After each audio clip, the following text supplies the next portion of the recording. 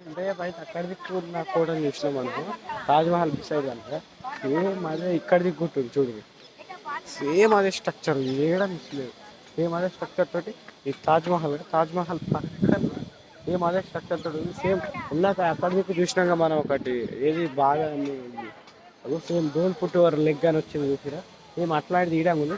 Plus అది గాడ secret door ఉంది గాయస్. ఏడనంటే ఏం చేస్తా ఒకటి జూమ్ అయితే అయితలేదు.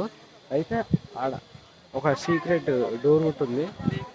అండ్ ఆల్సో మొత్తం హైలీ సెక్యూరిటీ తోటి నడుస్తుంది.